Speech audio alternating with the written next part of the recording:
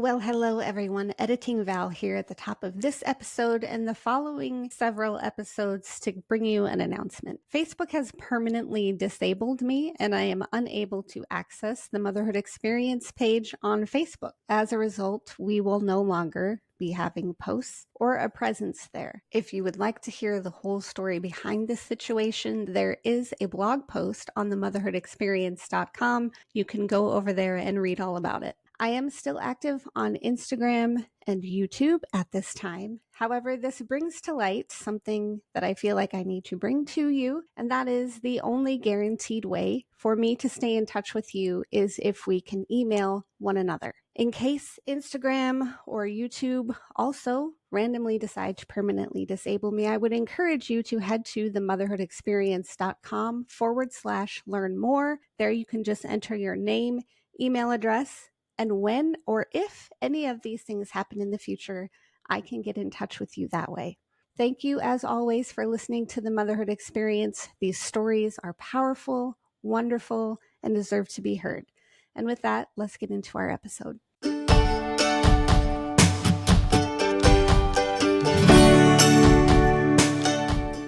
You're listening to the Motherhood Experience, a podcast where you are part of the conversation with moms, for moms, and by moms. Let's jump into this episode with me, your host, Val Kleppen. Hello, friends. Welcome back to another episode of the Motherhood Experience podcast. I'm so glad to have you joining me today. Today's guest is someone I just had the pleasure of meeting about 10 seconds before we hit the record button for this episode. Kelley Coleman is the author of Everything No One Tells You About Parenting a Disabled Child, Your Guide to the Essential Systems, Services, and Supports.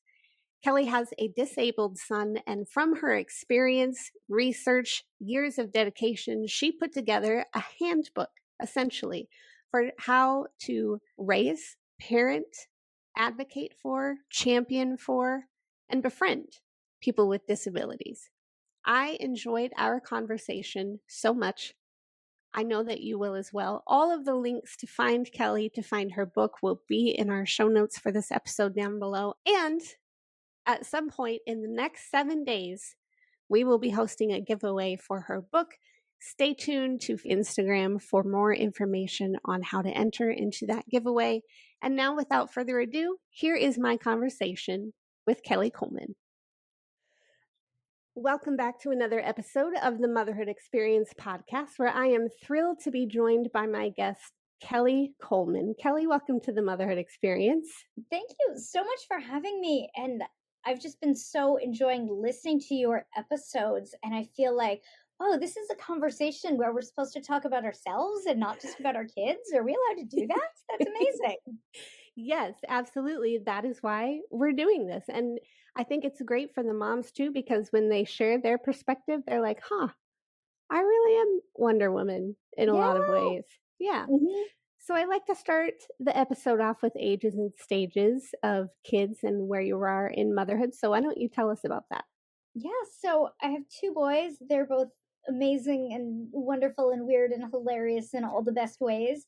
Our older son, Sean, is 12, almost 13, and our younger son, Aaron, is 11. And fortunately, the two of them are just the best of friends, so that makes my life easier. Aww. And I was thinking about this of like where exactly we are, and Aaron has multiple disabilities, so it kind of shifts development and where he is in his development, and certainly impacts Sean's moving through life, and it greatly impacts me and where I am on my journey. But interestingly, as much as the two boys are dealing with life with very different neurology, right now we're in this stage where the younger one, Aaron, is going into fifth grade. The older one, Sean, is going to seventh grade. And we're really focused on digging into and just building all of their confidence and joy in like their best and favorite parts of themselves, and then fostering independence from there. Because it's like, oh, middle school and puberty's coming and teenagerness is coming and all of these things. And we know that with all of that necessarily comes increased independence for the kids and hopefully for us as parents.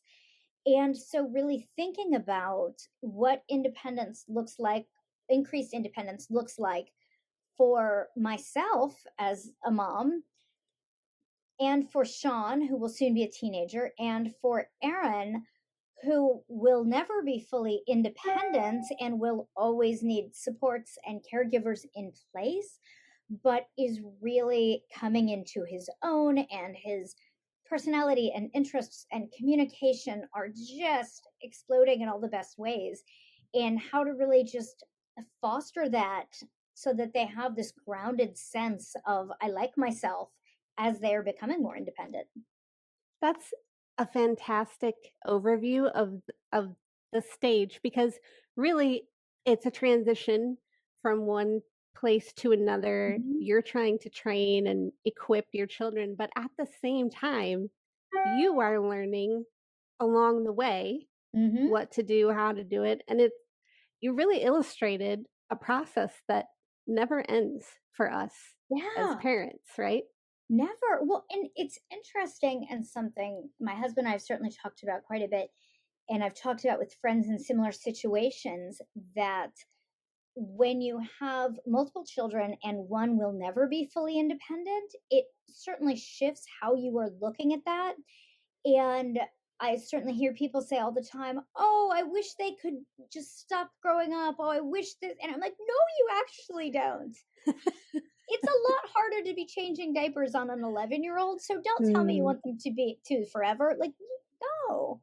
yeah, Um, so it's interesting just kind of our orientation towards a lot of things, and I think gives us such a grounding perspective on reality when we're not creating things in our head, but we really have to be practical about, kind of everything in our day to day, because when you're taking disability into account, I can't pretend that Aaron is going to, pick up his phone and call his friends, because first of all, he doesn't have a phone. And second of all, he doesn't speak with mouth words. So, we just kind of readjust and recalibrate. And so I think with the independence, we're pretty good about, being real with that and what is coming.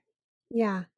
Yeah, let me go back a little bit and tell me I'm going to guess that your motherhood journey has not panned out in any way that you could have planned for it to because Oh, that's the story of every mom, right? It yes. never goes the way you Yep. think. Hmm. But what were your ideas or, dreams of motherhood before you became a mother? Yeah.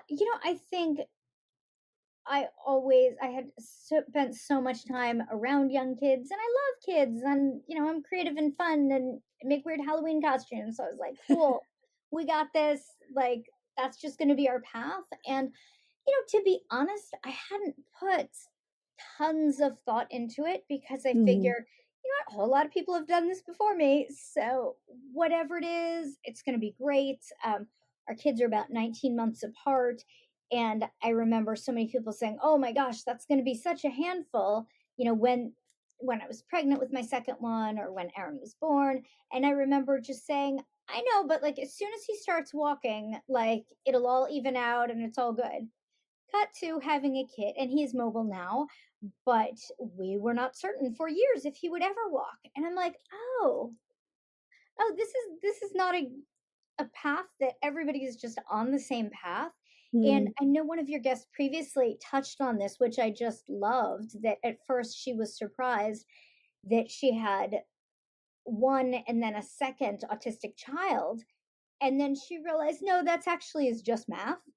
And the math of it is, and which we need to talk about this with everyone, because it can be a surprise, but it shouldn't be a shock, that disability is something that occurs. 1 in 33 kids are born with a birth defect.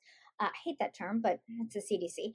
yeah, One in yeah, 6 kids has a developmental disability. 1 in 4 adults has a disability. Like, this is just math. Like, this is real common. And so nothing has been exactly what I would have expected. But, I also wouldn't have expected one of my kids is a tuba playing magician who is also in a rock band. So there you go. So it sounds like your oldest is pretty creative and innovative like you are as well. Is that right? Yes. Yeah, he most definitely is. And my husband and I are both very creative and have creative professions. And so I think it's no accident. And even with, so our younger son, Aaron, has multiple disabilities, including a yet undiagnosed genetic syndrome. And within that, has been diagnosed with epilepsy, autism, cerebral palsy, cortical vision impairment, has a feeding tube, sensory processing, fine motor gross. Like he's just like an overachiever. And he's like, I'm just going to check all the boxes. So even with all of that, with his communication differences, neurology differences, it's interesting to see all the ways that he and his brother are genuinely similar. And the most clear way is just they're both so drawn to music, and music is such a big part of our lives. My husband and I love music but are not musicians ourselves. But Yeah. it's really cool to see that music is such a foundationally important thing to both of the kids.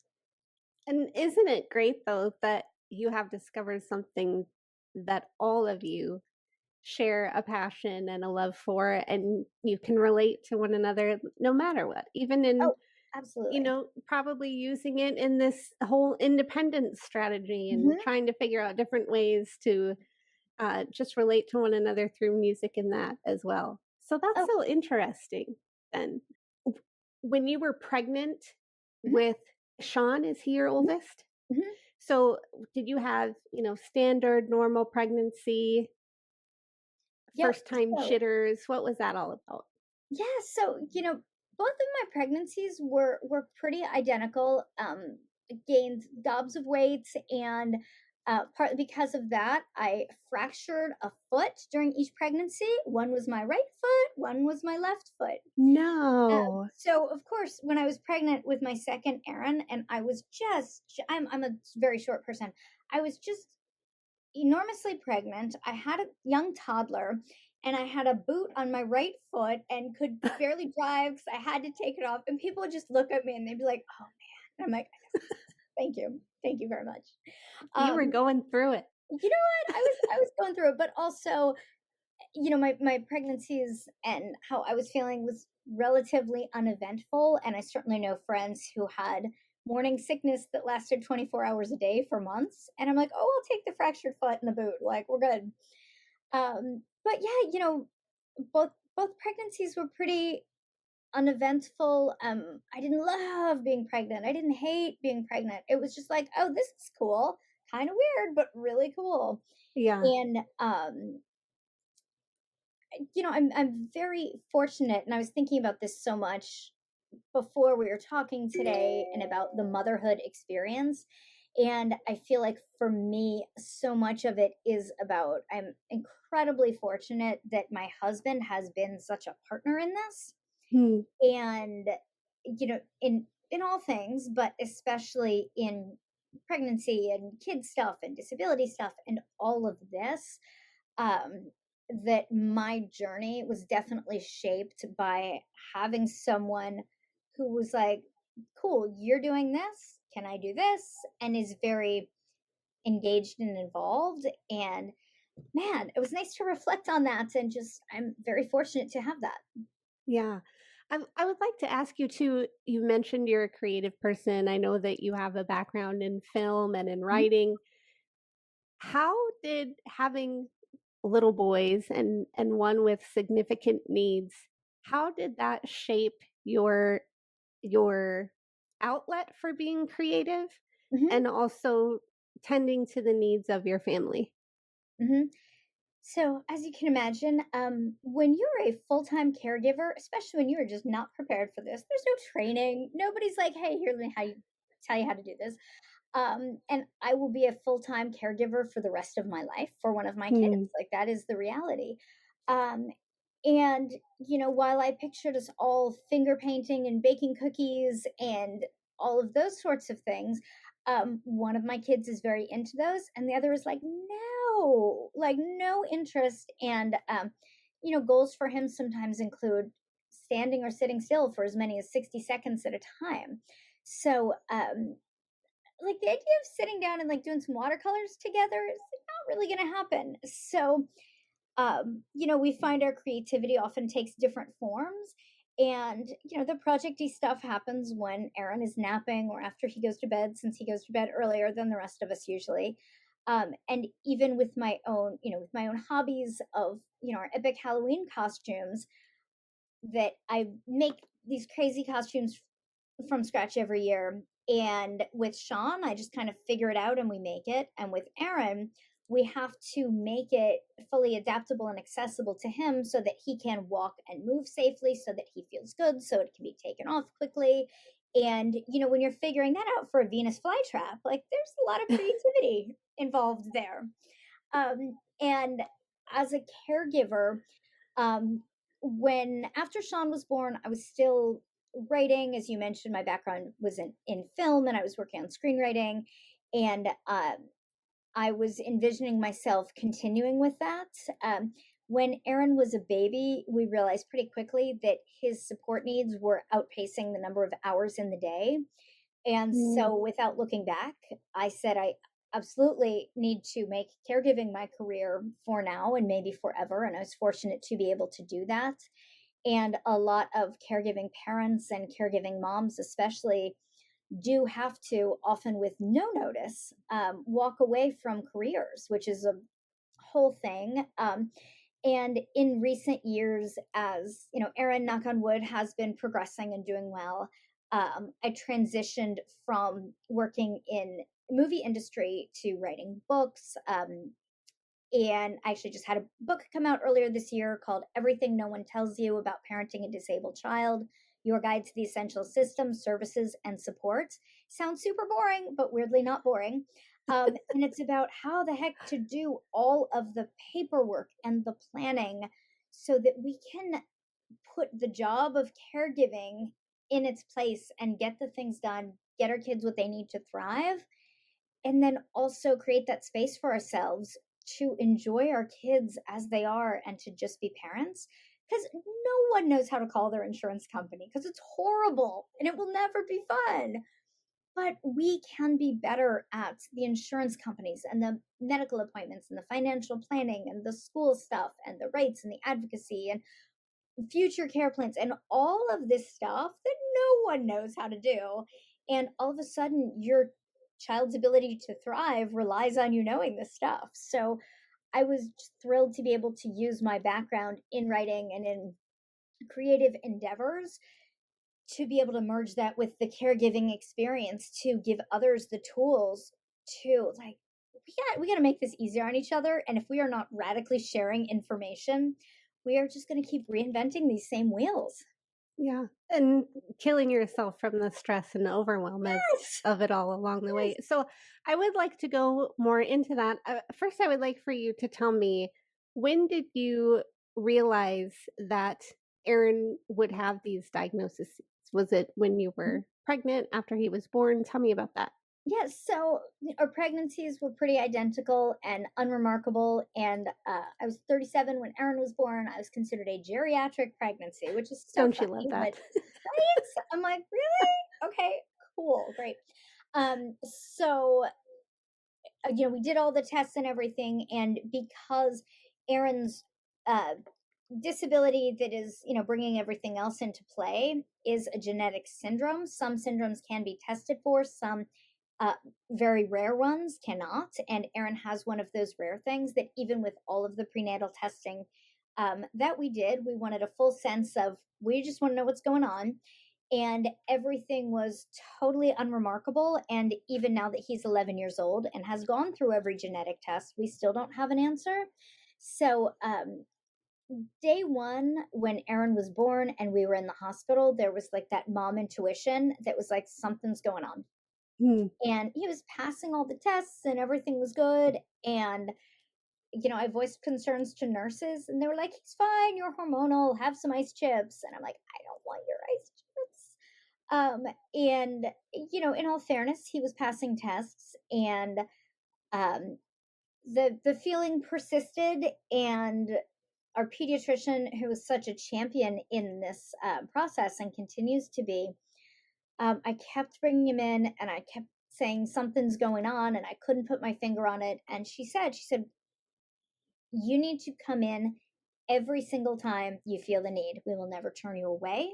We will always listen to you. You do not need an appointment. You can show up. We will listen. We will take notes. We will do tests if those are indicated. And we are not going to shut you down and send you away. And I wish that everyone had a doctor who was that much of a partner, Yeah. because for us, and I would have loved if the answer was, whoa, you need to sleep and like chill out. Your kid's fine. He's fine now, 11 years later. But when he was about 3 months old, went to the doctor and had been on her advice, keeping a log of how much he was eating. And it turns out it was in fact next to nothing. And she had us admitted to the hospital immediately. We drove directly from the appointment to the hospital, and that is really the big thing that started our odyssey in earnest. And he got a feeding tube, which he still has at 11 years old. And as much as we were horrified when the first time I'd ever heard of a feeding tube was a nurse saying, we're putting you on the surgery schedule for one. And I was like, I need a moment. I need to break down. And then I need you to tell me what on earth this is, because it sounds horrible. And it actually turns out feeding tubes are not horrible. It's actually not that hard, to be honest. Right. It's just Right. extra stuff.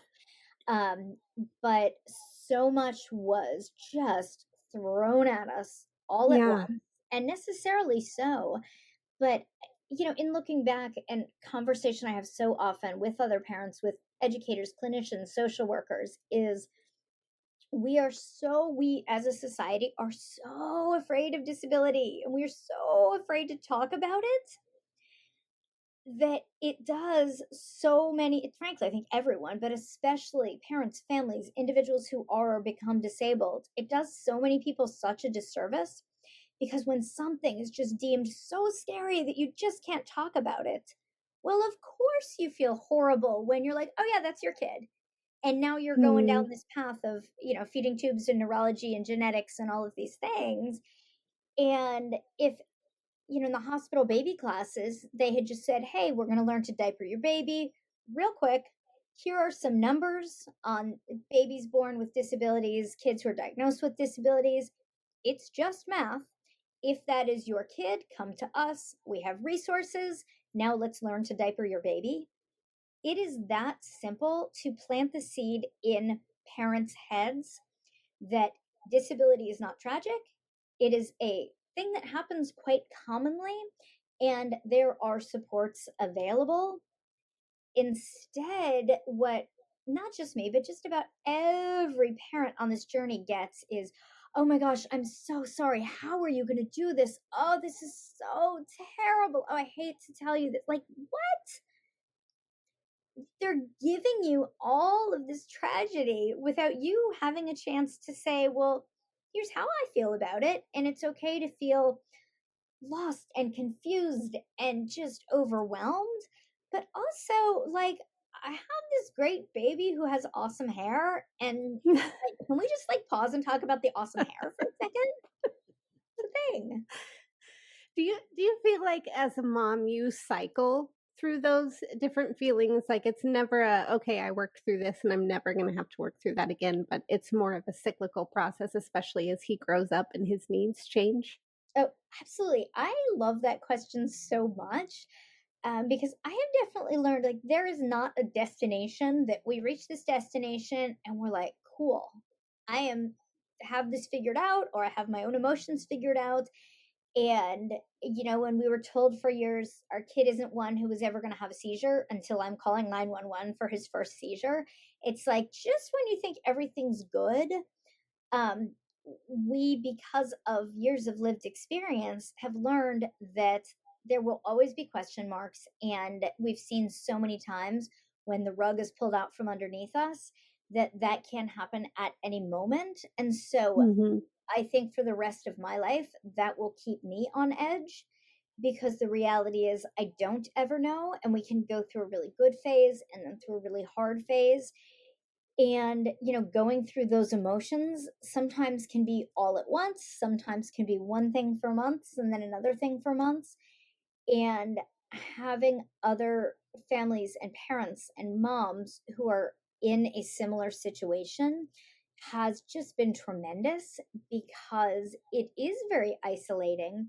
Yeah. And, when everybody else's kid is, going off to the movies with their friends or, even just walking up a playground apparatus by themselves or not requiring 24/7 close immediate supervision for their safety. um, it is exhausting and it is a lot. And I really wish everyone had a circle of support who's like, yeah, I get it. Yeah, I'm cleaning vomit out of my hair. Let's talk about this while I wash. Okay. But also the importance of having those people so that Yes. not only can they be there to hold you up when you need it most, but you can provide the same for them. And it really is a mutually beneficial relationship. Like without your people, you won't make it, but without you, they won't either. Yes. Yes. Well, and I love that because we are all just in this web of care. It's like we are caregiving, but our children are also contributing, and our friends and other caregivers. Like we are all part of this caring for each other. And I've been known to be on the phone with a friend who's having a meltdown and say, like, I'm coming over with a label maker and some file folders, and we are going to get through that pile. And they're like, what? And I'm like, oh, I've got my label maker and I've got gas in the car, so here I come. You know, as parents who are also caregivers, like we have a different orientation to many things, and it helps to be the friend with the label maker sometimes. Amen. I love that. And if you're listening to the podcast and you are my friend and you have a label maker, like let's make this happen. Yes, way more fun when you just like go through the mess together. Oh, I love that. And Kelly, tell me about uh, you mentioned that it's a genetic disorder that has Mhm, yet to be diagnosed. It's so mhm, rare they mhm. can't diagnose it. Correct. How do you reconcile with not having answers and accepting that you maybe never will? Mhm. Um, for us, and I know different people feel very differently about this, and that is all very legitimate. For us, to be honest, we don't lose sleep over it. And Aaron he's part of the Undiagnosed Diseases Network. Through them, he's done literally every genetic test science has available. And at the moment, we still have nothing. Um, we have reached a point where Aaron is on his own path and will always be, but he is making progress. And he's a happy, healthy kid. Um, and there are some diagnoses, and I have friends whose kids have these diagnoses, that if that was his path, I don't know that I would want to know because the prognosis of degeneration, the prognosis of shortened lifespan, of just some other challenges that are very real for certain families. Um, I don't know that I'm ready to hear that yet. So right now I can live in this bubble of like, he is really happy to go to the beach today. Cool. Let's live in that bubble. Yeah. For us, I think finding a diagnosis, which we absolutely will continue to pursue, um, partly to help other families who might find themselves on this path, certainly to connect him with a community of others who share his disability. That would be really exciting. I think we all need the people who check our demographic boxes. We need loads of diversity in our lives, but having those people, especially when it comes to these medical and developmental concerns, and also just for our son Sean to have an awareness if there's something he is a carrier for. At this point, our clinicians believe that Aaron's genetic mutation is something that just randomly occurred and was not inherited based on all of the testing that we've done. But the reality is we don't know. And for us, it's okay because like he's a great kid and he's fun and he's loving life. So that's where we're able to put our focus, which has been really great. Yeah, and it sounds like you're a champion advocate for him, and so, him being able to have you as parents in his corner is, one of those blessings he may never able be able to fully appreciate, but, you're putting in the work. You're Yes. putting in the work. Well, and I think we all, we all check different boxes. We all have different executive functioning and talent and, ability to speak English. I mean, there's so many different factors that play in.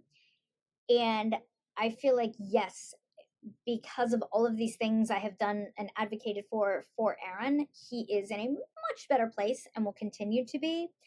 But I also think I am doing exactly what every other parent of a disabled child is doing, which is everything within my ability and power. I don't know anybody who's like, nah, I'm just going to coast for a while. Like, that's not a thing that I'm aware of. I'm sure there's some people Yeah, out there, but we all do everything we can. And I recognize that, I'm a white lady who speaks English in a state that does have services and supports available that are appropriate for my child. We have medical specialists. There is a lot here that works to his advantage. And I think that's partly why I feel so strongly about whether it's in the book, whether it's, helping other families to advocate and teaching other families that we must share all of our information, because even though my kid has a diagnosis that maybe he's the only one in the world, but he has so much crossover with so many other people. And if we are able to share, even here's how to get insurance covered in this, to cover diapers in the state of Indiana for your 10-year-old, mhm, whatever that thing is might seem small and insignificant, but that moves the needle for so many people. And even being on a social media group where you can say, hey, I just appealed my insurance company and I got a check, here's how I did it, will change somebody's life. yeah. Yeah, that's so true. And you touched on this earlier, and it's it's been nagging at me to ask you. So how I think you address this in your book, but how would you recommend people approach you if they're curious about Aaron's conditions or about your life with him, but you mentioned specifically that people are kind of timid when it comes to addressing or acknowledging disability. So how would you coach them? How would you recommend that they approach and embrace it? I love that you led with the word curious. I think if we as humans can be curious about all other humans from a very genuine place, and seeing someone who's communicating differently, eating differently, moving differently, look, has different hair than you, like whatever the thing is, if we are genuinely curious from a place of respect and wanting to learn, then the answer shouldn't be don't look, don't stare, ignore, pretend like they're not there. Like my Hmm. kid is just loud and proud in every single way, and he is squealing and he is dancing at the grocery store. And I know that you see him. So when you're pretending you don't see him, like I know you see him. It's okay. You know, for ourselves as adults, like don't be jerks. Don't be like, dude, what's wrong with your kid? Yeah. No, not okay. Fortunately, people tend to be great. Um, but to say, hey, I noticed that he communicates with a device. That's really cool. Can you tell me more? And that that is okay to say, hey, I'm curious. Don't ever ask anyone their diagnosis or their kid's diagnosis. Private medical information is never something that anyone is obligated to share. Um, and know that as a parent, you will have the opportunity to get it right with your kids over and over again. You're going to see people with disabilities. They will see kids with disabilities at school, at the playground, everywhere they go. And frankly, maybe not that often. And many disabilities aren't visible, meaning you can't look at someone and assume they're disabled. With my son Yeah. Aaron, you absolutely can, and that's part of who he is. And so I get so flustered when parents are like, don't stare, don't look at that kid. And I'm like, no, that's like, I don't want people ignoring my kid. But as a parent, if you see your kid staring or pointing at my kid using his feeding tube, that is an out of the ordinary way to eat. Most people have never seen that before. I don't expect that your child says, "Oh, a feeding tube, that's a medically necessary." No, no, of course not. I expect your child to be curious, to wonder, to have questions. And you can say as a parent, "Oh, I noticed you looking that kid has a medical device. I'm curious about that too." And you can gauge if the moment is appropriate to ask my kid about things or not. But to just say, something I say, because kids stare all the time, not in a mean way, but in a curious way, especially with the feeding tube. Because Aaron eats out in public just like everybody else does. He has a snack at the park just like your kid does. And I see kids looking and curious and not sure if they should approach. And so I very casually say, "Oh, check out his feeding tube. Isn't that cool?" And by saying, "Isn't that cool?" I am giving them language, not, "Whoa, that's weird. Let me hide that." I'm saying, "Oh, isn't that cool?" And they're like, "Yeah, what is that?" And I'm like, "Oh, it's a feeding tube." And we talk about how my kid is getting smoothies into his tummy. And do you like smoothies? And every kid is like, "Yes, I love smoothies." Except one. There was one time when a kid was like, "No, I don't like smoothies." I'm like, "No, but you have to because I have a whole shtick. And you don't like smoothies. How am I supposed to do this?" You're going off script. Yes, I'm like, "You went go off script." And meanwhile, my older son was cracking up because he's like, "Mom, you found one who doesn't like smoothies." So I'm like, "What do I do?" So yeah, it's be curious and just factually acknowledge, "Hey, I see you noticed that person was in a wheelchair. How cool is that? She is at the grocery store buying her salad just like we are. She got Yeah. here in her car just like we did." Um, it is quite easy to find commonalities with anyone, and you don't need to ignore people's differences, disabilities or other, in the process of doing that. And just finding those points of connection. You don't need to say, "My kid is a superhero because he left the house as a disabled person." Nope, he's just a person because he left the house as a disabled person. That doesn't make him inspiring. That just makes him hungry for snacks. Um, Yeah. just acknowledging other people's humanity and being curious is a really great way just to approach life. I agree. And I love how you centered on finding commonality because it's true. And especially in today's day and age where we're so technologically advanced and everything Mhm, centers around our our devices, you know, your son communicates with the device. So mhm, everyone else is communicating with the device as well, whether it's texting or yeah, posting or phone calls or whatever. mhm, That's one way. That's an easy one, yes, right? mhm. I love that. And I do did I read you guys have a service dog for Erin as well? We do. She's awesome. We actually got our service dog in February of 2020. So, we were like, "Cool, it is spring of 2020. We are going to go out in the world and take the dog all the places." And then the world was like, "Surprise, we're shutting down for a couple of years." So that was unexpected. Um, we got Aaron's dog through an amazing organization called Canine Companions, and they serve people with many different types of disabilities. And she is task trained and certainly does tasks for Aaron and that support Aaron. But the biggest difference that I believe she has made in his life that I wasn't even really fully understanding until she was living with us and going out into the world with us, was the reactions of others to Aaron when he is out in the world. He is loud and squealy and screamy and all these happy sounds that he's making that are jarring or different or alarming or unexpected to the average person, because of course they are. And when people look at him, instead of going like, "Ugh," or like, seeing like, "Oh, you look different," he's super cute, but he doesn't look like other people. Um, they see the service dog and they connect exactly what you were just saying, that point of commonality. And Mm, people are smiling, people are saying hi, people have a connection point. So they are coming over and introducing themselves, asking about the dog, asking the dog's name. He can now, answer many questions on his communication program.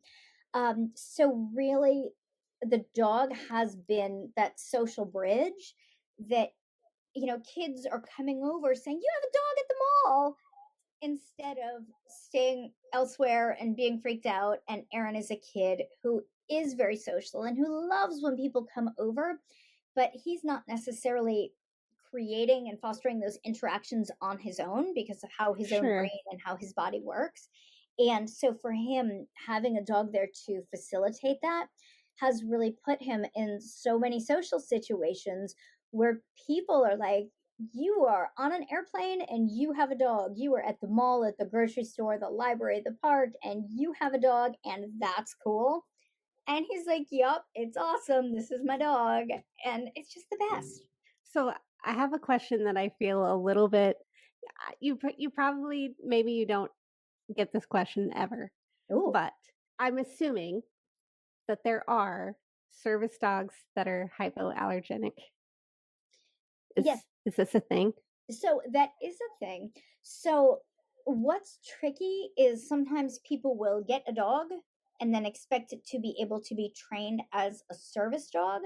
And the reality is, even if someone sells you a dog saying they'd be a great service dog, it really depends so much on the disposition and personality and abilities of the dog. And I know two different people who have service dogs that came and were raised through organizations to be service dogs who are hypoallergenic. We have a lab who is awesome and not hypoallergenic, and she certainly sheds.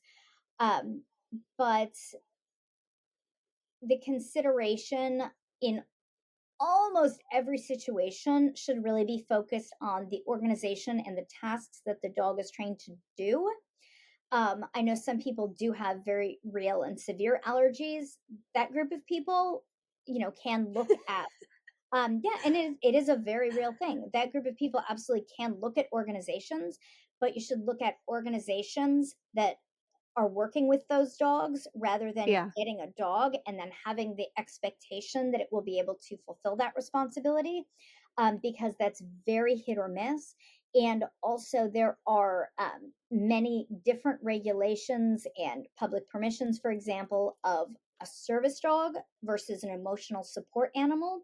sure. Unfortunately, a lot of people have overstepped and have fraudulent emotional support animals. And so it so frustrating that takes away the very real validity of those dogs who are trained to do that for a very specific purpose. And a service dog who does have legal permission to go in all the public places is specifically trained in tasks to mitigate a disability and is paired with a disabled person for that. So I could talk about service dogs all day. They're the best. Well, and I love the distinction that you made.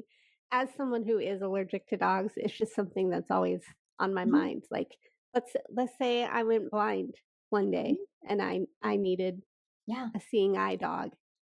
Like, would I be able to get one that's hypoallergenic, Mhm. or would I just not be able Yeah. to do that? Well, and that's such a great question because I think people often think first of the dog and kind of put the cart before the horse. And if you can think first of the training, and instead of scrambling to get a puppy and then like, whoa, I'm raising a puppy who was not built for this, instead looking up organizations, talking to humans at the organizations, and then asking them or looking on their website, what types of dogs do you work with? Then that is actually a much more effective way to get a dog who will actually be able to function as a service animal as well as be hyperallergenic. Yeah, yeah. Well, I'm glad I asked, and Yeah. I'm glad you told me. And so, kind of stemming from that, are questions like, and maybe not like this that you had yourself, but um, did you write your book because of the the inclination of I wish someone would have told me X? Yes. No one tells you anything. Everybody just tells you how sorry they are. That's it. They're like, Yeah. here's your diagnosis, your kid's disabled, bye. And you're like, what do I do? And Well, even when you started talking about it and you're talking about insurance and, all of these, I'm like, that's not even something that I have ever thought of, being on the outside of that. So, yeah, I'm sure when you're thrown into it, there's a lot that you never would have thought of or even would have known was available to you. Is that right? yeah, oh my gosh, there's a whole as you're saying this, I'm literally making myself a note to follow up with my DME provider through the insurance through the hospital to provide the adapt. Like, what? Um, it's a lot, and it absolutely can be and often is a full-time job. Um, there's so much paperwork. There's just so much red tape, and there's so much available out there, and just the lack of accessible, understandable, usable information. It took me a decade of Googling and talking to people and making notes and creating my own charts for me to get where I am. We don't have that kind of time. And Hmm. this is the book that I wish someone had handed me when my kids started going down this path and we're in the hospital. And I wish somebody would have said, when you are ready to deal with the things, here is a starting point. I say my book is the alternative to go home, Google, and cry, because I feel like that's all we do, because Yeah. nobody knows what else to do. Yeah. That's so great. And gosh, don't you wish every area of life had a handbook like that or a mentor, in Yeah. your life like that? So aside from, like, of course the obvious answer is go get Kelly's book, but what would you say to someone who finds themselves thrust into this situation? Motherhood looks nothing like they thought it was, and now they're finding themselves maybe as a lifelong caregiver to their child, maybe just as, you know in a different situation from what they ever anticipated or expected. Mhm. What would you say to encourage that mom? Yes. The first thing I would do is I would just ask them how they are feeling and, like, for real, how they're feeling, and just validate that. There's no, oh, well, at least, or oh, only special people get special children. Like, no, everybody's special. Like, relax. However you are feeling, start from there. There is no shame and no guilt in being scared, worried, overwhelmed, confused. Like, yes, yep, start from there. And if you are feeling hopeful, start from there and take everything a little bit at a time. If you're feeling awful, you will feel better. This is not forever. And the bridge between how you're feeling now, which for me was like, I am just falling down this bottomless pit and I'm just never going to come out again, which is awful, to how I'm feeling now, which is like, we're good. Like, it's not easy, but we're good. The bridge between that is getting to know your child as a person and working with and raising and parenting and figuring out insurance for your child because of who they are as a wonderful and full and complete and contributing human. Like, that is the bridge, and that does take time. And what you can do to make that process easier on yourself is, number one, let yourself feel however you're feeling. Number two, connect with other parents in this situation. I mean, you can literally Google cerebral palsy Atlanta, pull up an organization, find what information or support groups or workshops they have, go onto social media, find those groups. Houston Autism, I bet there's a whole lot of Houston Autism mom groups.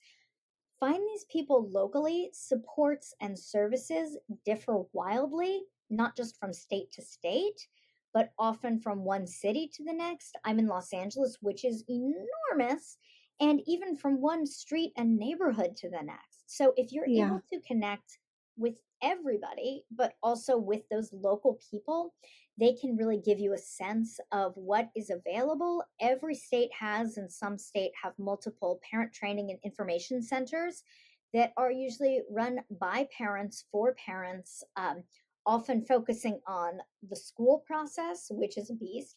Um, but they can really offer you that support and connection, because that is a way to really smooth out this road. And there's no like, oh, I'm just going to make my kid less disabled. Like, no, that's not, nope. We're celebrating them for all the parts of who they are. Yeah. And when you are connecting with other families, then you can celebrate parenting and caregiving for all the parts that they are. And it's messy, but it also is really beautiful. Oh, that was a rich answer. Such a rich answer. And so, Kelley, we're going to have the links for how to buy your book and follow you on social media in the description of our podcast, of course. But so if you're driving and listening, you can find that information later. But for people who are listening right now, Kelley, what's the best way for them to find and follow you? Yes, my easiest is my website, kelleycoleman.com, which is Kelley, Coleman.com. And that has Instagram and Facebook and all the things. And I love connecting with people and hearing their thoughts on the book. And I just got an email from a mom who said that she saved $3,500 from her insurance company from after reading the book. And I'm like, there's a victory. That's so That's much a money. big win. Yes. Yeah. That's amazing. Well, I, for one, I appreciate so much you coming on the podcast, sharing your own motherhood journey, but also just pouring into moms who are listening to this episode as well. Kelley, thank you for being a guest on the Motherhood Experience. Thank you for having me and for all that you do and sharing all of our journeys. Thank you so much for joining us on today's episode of the Motherhood Experience podcast. To join our exclusive TME community, head over to themotherhoodexperience.com/learn more. Be sure to follow the Motherhood Experience on Instagram, and please leave us a 5-star review wherever you listen to podcasts.